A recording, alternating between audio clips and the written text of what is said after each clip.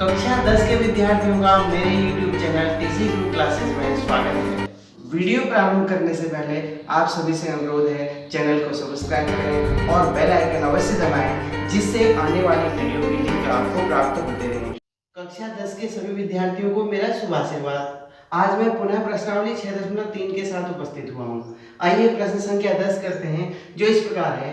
CD और GH क्रमशः कोण ACB और EGF के समद्विभाजक हैं। ध्यान रखो, दो त्रिभुज दिए हैं ABC और FEG, दो त्रिभुज दिए हैं जिसमें कोण C का समद्विभाजक CD है और कोण G का समद्विभाजक GH है। ठीक है, पहले प्रश्न को अच्छी तरह समझ लेना है। प्रश्न समझ में आ गया तो हल करना आसान होता है। बिंदु D और H क्रमशः त्रिभुज ABC और त्रिभुज FEG की भुजाओं AB और EF पर स्थित हैं। बिंदु D AB पर स्थित है और H EF पर स्थित है। ठीक है, और यदि त्रिभुज ABC समरूप त्रिभुज FEG, ये जो बड़ा त्रिभुज है ABC किसके समरूप है?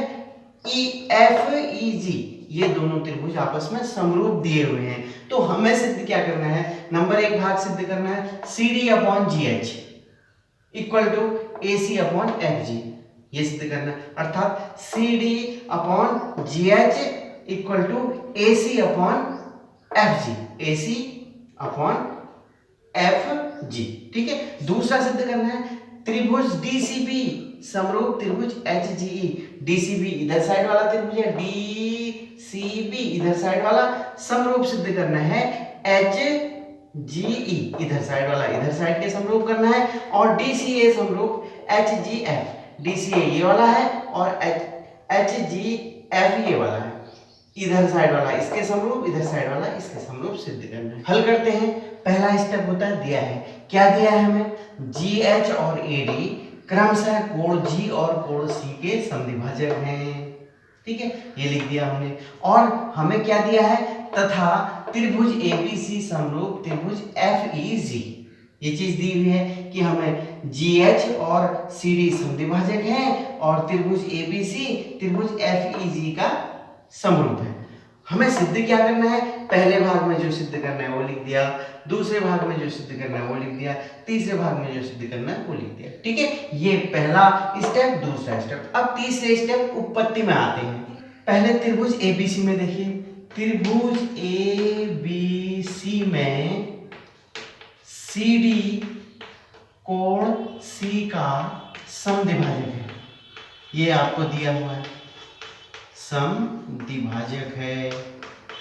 ठीक है, आप ध्यान दो, यदि ये CD समद्विभाजक है तो इस कोण को बराबर बराबर बांटेगा, अर्थात कोण ACD बराबर हो जाएगा कोण DCB। ये ACD ये वाला कोण इस वाले कोण के बराबर हो जाएगा। ठीक है, इसी प्रकार त्रिभुज FEG में GH समद्विभाजक है, GH कोण G का समद्विभाजक है, ये दिया है हमको। तो यदि ये समद्विभाजक है तो इधर वाला कोण और इधर वाले कोण के बराबर होगा, अर्थात कोण FGH बराबर कोण HGE, ये बराबर होगा FGH HGE, ये दोनों बराबर होंगे। ठीक है, अब हमें दिया है, क्योंकि हमें ज्ञात है त्रिभुज ABC समरूप त्रिभुज FEG, ये दिया है। दोनों त्रिभुज समरूप हैं, अर्थात उनके कोण बराबर होंगे। G कोण C कोण के बराबर होगा, F कोण A कोण के बराबर होगा, E कोण B कोण के बराबर होगा, अर्थात कोण G किसके बराबर होगा? कोण C बराबर होगा कोण G के। तो जब कोण C और कोण G बराबर हैं तो इनका आधा भी बराबर होगा, 1/2 कोण C बराबर 1/2 कोण G, ये भी बराबर होगा। अर्थात 1/2 कोण C क्या है? ये 1/2 है, और ये 1/2 कोण G क्या है? ये आधे आधे हैं, अर्थात ACD इसके बराबर हो जाएगा।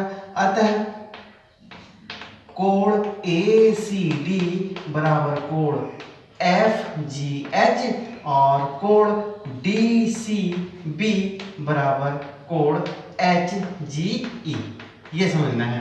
देखिए कोण ACD इधर वाला आधा जो है इसका FGH इधर वाले आधे के बराबर होगा, और इधर वाला आधा इस वाले आधे के बराबर, क्योंकि जब GC के बराबर है तो इनके आधे आधे भी बराबर होंगे। ये ध्यान में रखना है, ये चीज आपको विशेष ध्यान में रखनी है।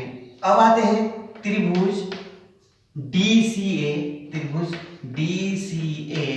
और त्रिभुज HGF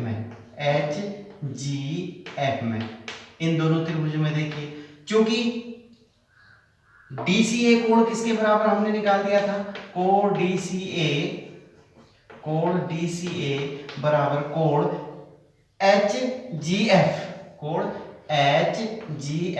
ये हमें हमने ज्ञात कर लिया, पूर्व में ज्ञात, क्योंकि इसका आधा इसके आधे के बराबर है, और कोण F कोण A के बराबर है, अर्थात कोण DCA त्रिभुज का कोण A, DCA त्रिभुज का कोण A से कैसे पढ़ेंगे, DAC, कोण DAC बराबर HGF त्रिभुज का कोण F, अर्थात इसको पढ़ेंगे HFG, कोण HFG, ये बराबर है। क्यों? क्योंकि त्रिभुज ABC समरूप त्रिभुज FEG ये समरूप है, तो ये कोण बराबर होंगे, अर्थात दो कोण बराबर होंगे, इस त्रिभुज के दो कोण, इस त्रिभुज के दो कोण बराबर होंगे, तो AA उपकसौटी से दोनों त्रिभुज समरूप हो गए। कौन कौन से? त्रिभुज DCA समरूप त्रिभुज HGF, DCA समरूप त्रिभुज HGF, ये ही हमको तीसरा भाग सिद्ध करना था, ये तीसरा भाग प्रूव हो गया। अब देखिए DCA त्रिभुज HGF त्रिभुज के समरूप है, अर्थात समरूप त्रिभुजों की भुजाएं समानुपाती होती हैं। इसकी भुजा कौन, इस त्रिभुज की भुजा DC का HG से जो अनुपात होगा, HG से जो अनुपात होगा वही अनुपात AC का FG से होगा, वही अनुपात AD का FH से होगा, ठीक है ना। इसकी CD भुजा का HG भुजा से अनुपात, AC भुजा का FG भुजा से अनुपात, AD भुजा का FH भुजा से अनुपात समान होगा, अर्थात क्यों? क्योंकि समरूप त्रिभुजों की भुजाएं समानुपाती होती हैं। यहां पर हम लिख लेंगे समरूप त्रिभुजों की भुजाएं समानुपाती होती हैं, अर्थात ये DC बट्टे HG बराबर AC बट्टे FG, यही तो हमें सिद्ध करना था। ये हमारा पहला भाग सिद्ध हो गया, पहला भाग और तीसरा भाग। अब आते हैं उधर साइड वाले त्रिभुज में, अर्थात DCB और HGE में। त्रिभुज DCB और त्रिभुज HGE में आपने अभी ज्ञात किया है कोण HGE या कोण DCB बराबर कोण HGE, ये हमने पहले ज्ञात कर लिया है, पूर्व में ज्ञात कर लिया है। इसका आधा भाग इसके आधे भाग के बराबर होगा, और कोण B कोण E के बराबर है। कोण B अर्थात DBC, कोण DBC बराबर इसका E कोण अर्थात HEG, कोण HEG बराबर है। क्यों? क्योंकि त्रिभुज ABC समरूप है त्रिभुज FEG, तो समरूप है तो समरूप त्रिभुज के कोण आपस में बराबर होते हैं, समरूप त्रिभुजों के E कोण B कोण के बराबर होगा, अर्थात इन दोनों त्रिभुजों में दो कोण बराबर होंगे, दो कोण बराबर होंगे तो AA उपकसौटी से दोनों त्रिभुज समरूप होंगे। कौन कौन से? त्रिभुज DCB समरूप त्रिभुज HGE, यही दूसरा भाग है जिसे हमें सिद्ध करना था।